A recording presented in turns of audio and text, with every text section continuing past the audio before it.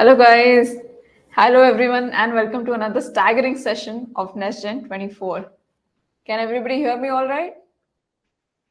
Please do let us know in the chat where all of you guys are joining us from. We would love to know from what parts of the world we are reaching out to. Okay, so I'm Arpita, a product designer at Flightbase, and I'm delighted to welcome you to this session. How are you finding the session so far? Please let us know in the chat. It will help us curate the sessions better in the upcoming edition. Our wonderful audience. Yes. Okay. So we're not letting our audience wait anymore. So coming to the session's topic, we will be talking about connectivity considerations for scaling autonomous drone operations. With the industry growing and breathing autonomy, the need for state-of-art connectivity technology arises, and here is where Elsight comes in. To go into greater detail, we have a special guest who will be sharing their thoughts about the same. She leads the marketing department at Elsight and has been in the B2B marketing domain for more than 20 years in various cyber and telecommunication high-tech companies. She holds an MCP and BAA from the University of Pennsylvania. Let's give a hearty welcome to Susan Becker. Hi, Susan. If you could just turn on your camera right now, the audience would like to see you. Yes, thank you so much. Hi, everyone. So before I hand it over to Susan, please, there's some housekeeping rules to keep in mind. Do ensure to type your Q&A sessions questions in the sessions tab under the on the right side. You'll see a sessions tab under which you have a Q&A sections. Do write your questions during all the questions will be answered by Susan at the end of this session. This session is getting recorded and will be published soon. We also have an Elsight booth in the expo section. Please make sure you visit it during the networking and booth visiting slots. With that, over to you, Susan. Thank you.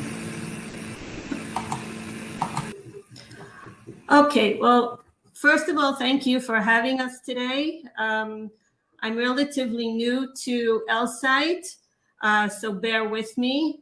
But it's been a great ride, as it were, joining the company. Let me just mention a few things about Elsight. Founded in 2009, but originally the company focused on video compression solutions for drones. And in 2020, we pivoted with the launch of our Halo platform for connectivity. Our headquarters is in Israel, and our connectivity technology for BVLOS is specifically for uncrewed aerial and ground systems. We have around 100 customers, comprised of drone manufacturers and operators and traffic management players, and we have more than 200,000 flying hours clocked in. So it's a tried and true solution. And let's go on to what it means to scale in the context of connectivity.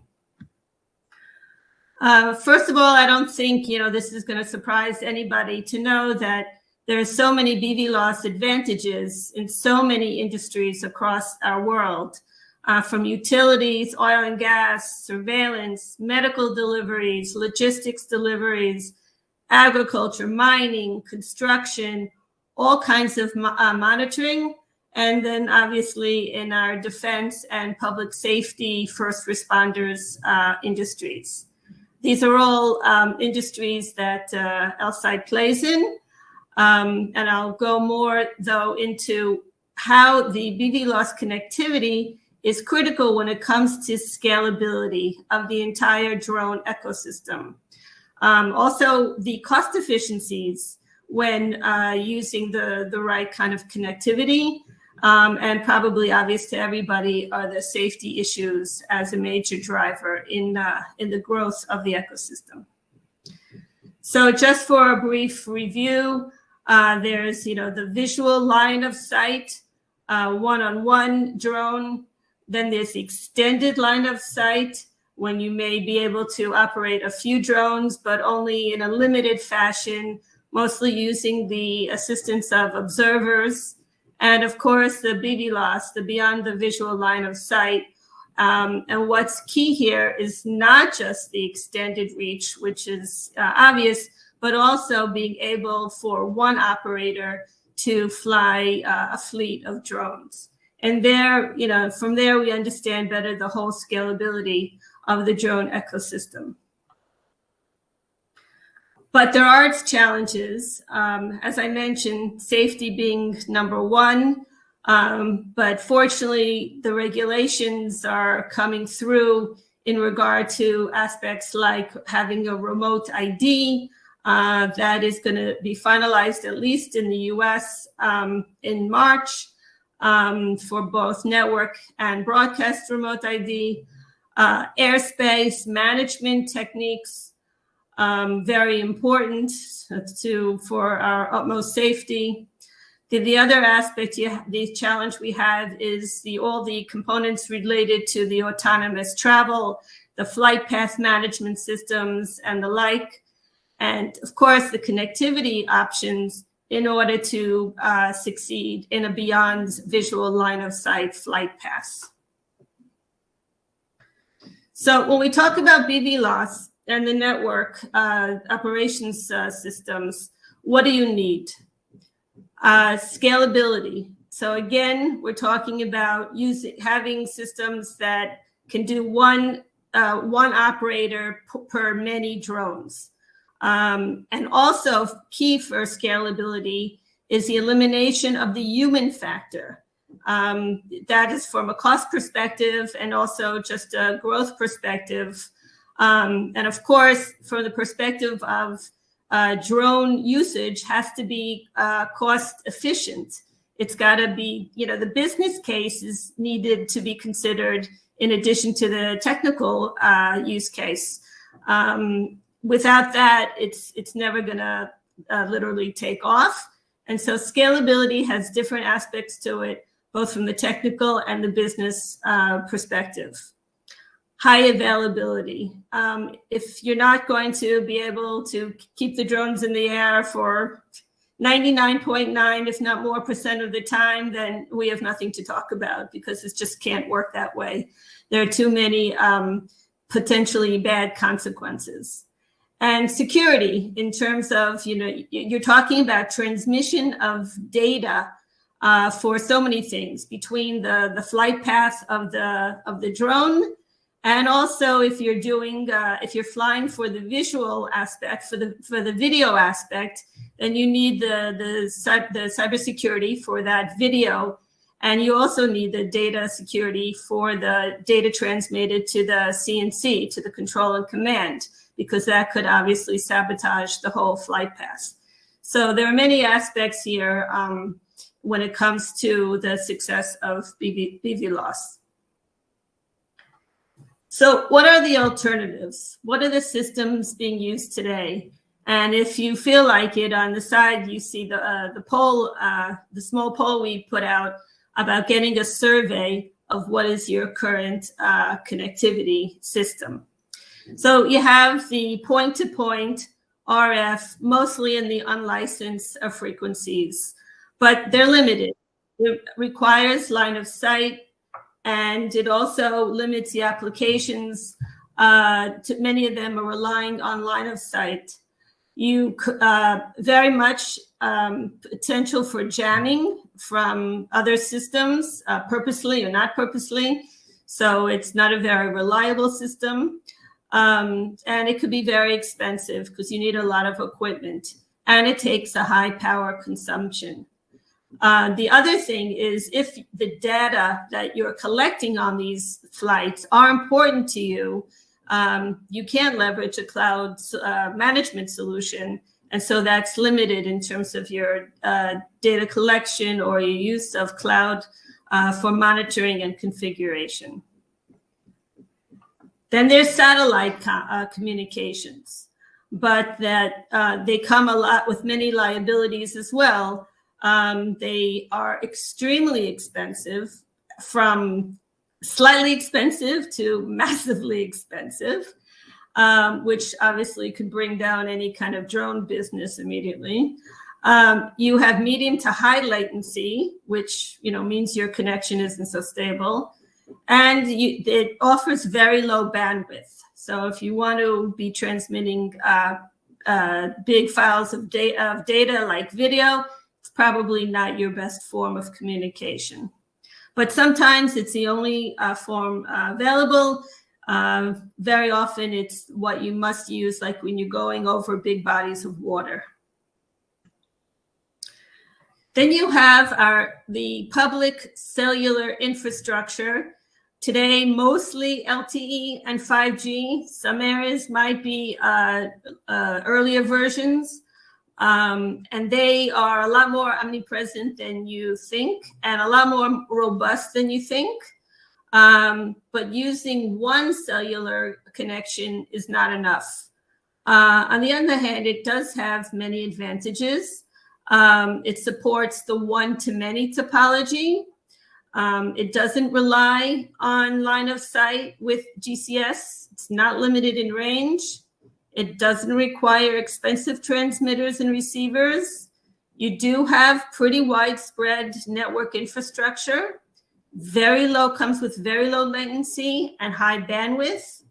It enables SaaS-based mission control platforms like some cloud data systems. And it comes as a very low swap. So it's light and easy to deploy.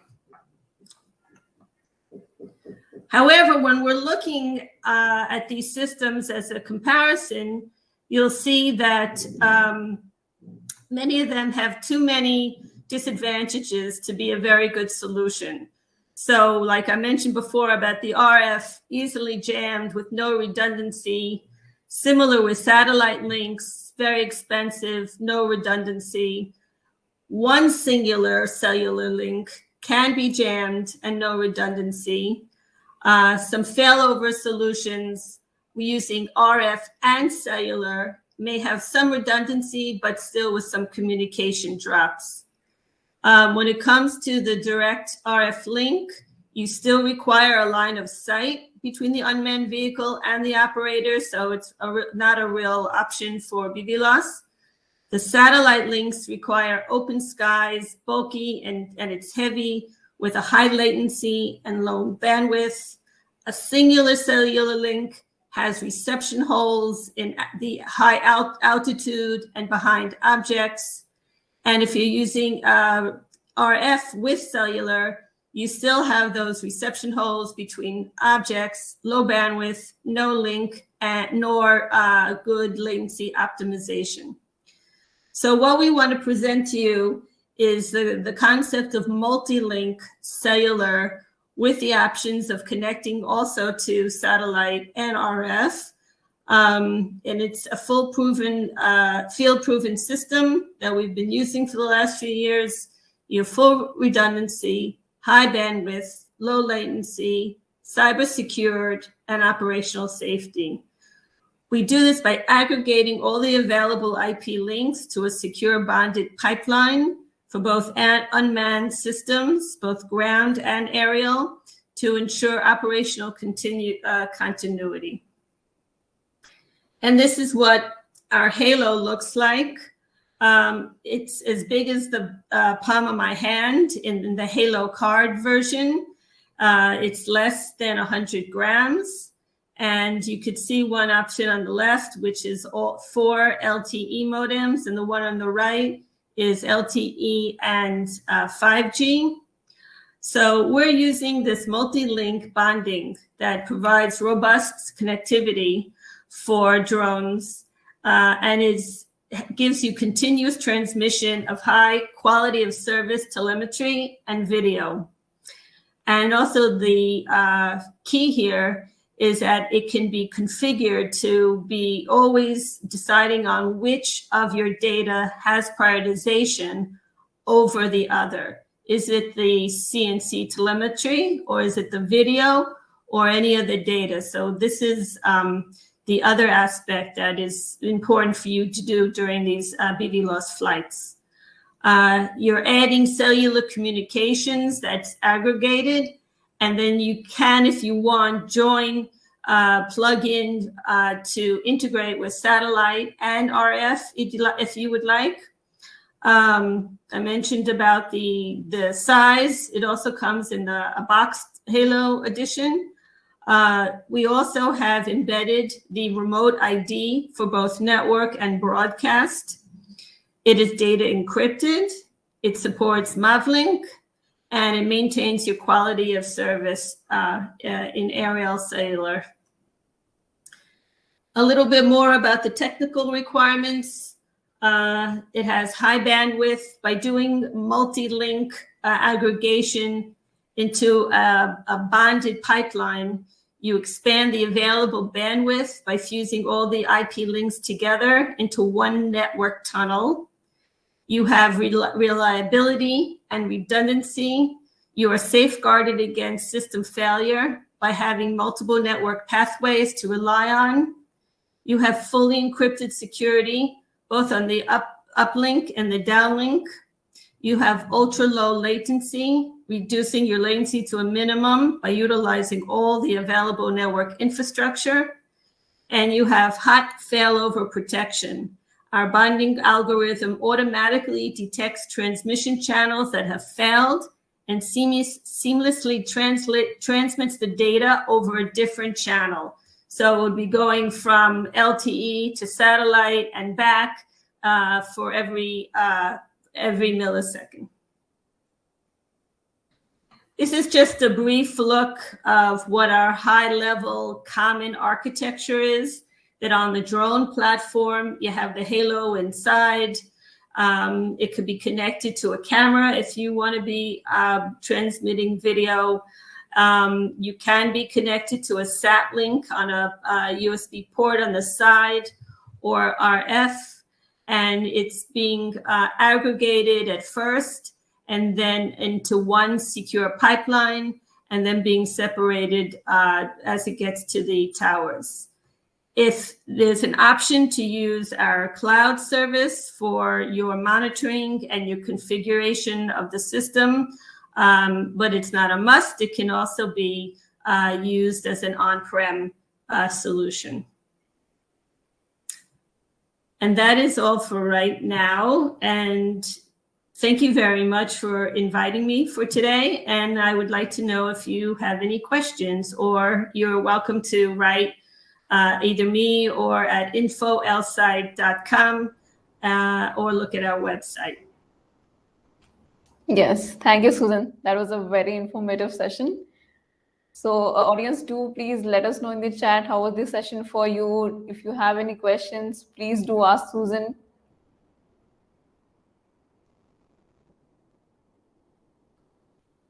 Yeah, you can put your questions in the Q&A tab. So yes, I think one of the questions we have, Susan, is what are the cons of satellite communications for when it comes to US communication?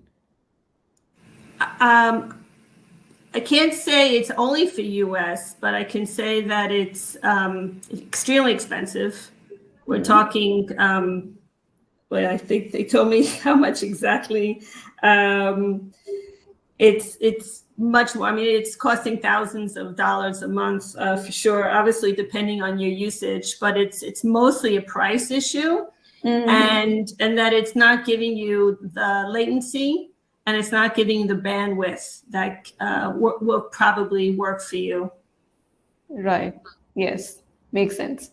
Okay, so one of the questions we have are, what are the chances of jamming and hacking this Halo module during operation? So the Halo isn't going to be jammed or hacked. It's field proven. It's also field proven in defense operations. So we've been on the front line, as it were, literally and figuratively. So that's not an issue between the cybersecurity and also the use. I mean, think of it in terms of hacking and jamming. You'd have to take down the cellular communications. Let me just give you one example. We started with a drone operator in Australia, Sphere drones, and their first pilot with us was during the well-known outage of, I think it's their second biggest cellular provider in the country, Optus, that lost power for about a day and a half, and about 10 million people were out of cellular communications. And our drones their drones on our system kept flying because of our algorithm, the way it's working. It's this multi-link bonded pipeline. So the minute one's going down, another one is staying up. And typically, if you even think in a military operation, would the enemy even want to take down your cellular communications? Because then they would lose it also. So, and then of course, you could also rely, if the cellular goes down, you have either SATCOM or RF. So it's very, very difficult, or it's a very, very unlikely scenario that it would go down. BV loss is beyond visual line of sight. Right. Yes, I think yes. That was wonderful to hear. Also, one of the questions we have is, how does the Halo module interface with the flight computer on the drone, and what hardware and software protocols are supported? Okay, I'm going to take that question and I'm going to get back to you because it's a very long technical one and I want to get it absolutely right. So I'll take that and get back to, I could even send it to the organizers so everybody sees it. Right, that works too. Okay, another question we have is, how much does the Halo module weigh, and can you provide insights on the cost of the Halo? So the Halo card weighs 93 grams, and the price is under $3,000 a unit. Okay. Yes, I hope that answers your question, Abhishek. Also, I think another, yes, it's also for, is the Halo available for mid-level business users, and is it available by way of leasing? Yes and yes. Okay, yeah, that answers. I mean, a lot of our customers are, just starting out because of the market. Mm-hmm. So many of them could be a group of, from 2 to 10 people, or that's how they start. So they may be, a medium customer now, but soon things will, I keep saying will take off, but it's just kind of compelling to use the expression. Right. Yes, that definitely makes sense. Also, there's another question of, what do you think is the best commercial solution, economical solution for delivery flight BV loss over water, island to island, since we are living in archipelago? Does Halo suitable work for that kind of BV loss? So it would be worth speaking to our experts, but from my understanding, that over the water, that is when you might be changing over to the satellite communication. Right. Where our cellular communications usually goes somewhat, like I think it's 400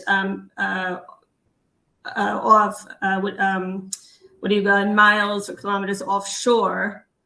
But after that, you're going to have to use the cellular options. I'm sorry, not the cellular, the satellite options. Right. So building on that, there's another question if the Halo is waterproof. Good question. I don't know. My guess is, look, it's inside the drone. So the question is, is the drone waterproof? Yeah, makes sense. Okay, so one of the last questions we have is, are there any scalability issues to use Halo on multiple drones simultaneously? Yes, I mean, that's the big advantage, what I was talking about, the scalability of the entire ecosystem, that you need a solution that works from one operator to a fleet, and that includes our Halo. So yes, and that's the key, and also in scalability in terms of people, eliminating the human factor. You configure it, and it's up. And obviously you don't need observers. Right. Yes. Okay. So I think we're right on time. Everybody who else has questions can reach out to Karen, as she mentioned, on the websites or the email IDs, or I think some of you have already sent requests to Susan on LinkedIn. So I think you're going to get a lot of questions on LinkedIn as well. Right. So coming towards closing this session, right. If you like this session, it would be great if you guys could share it on LinkedIn, or you could drop a post somewhere. And of course, the top 3 posts will receive some special NestGen hampers. And also ending this presentation with thanking our title sponsors. So thank you all for joining us today. Hope you all had a great time. And I'd also like to thank our title sponsor, DJI Enterprise, and our gold sponsor, Sunflower Labs. So hope you guys had a great time here. Let us know how you found the session in the comments. And coming up in the next few minutes are just as amazingly informative sessions. Please go to the sessions tab and attend the session of your choice. See you in the next session.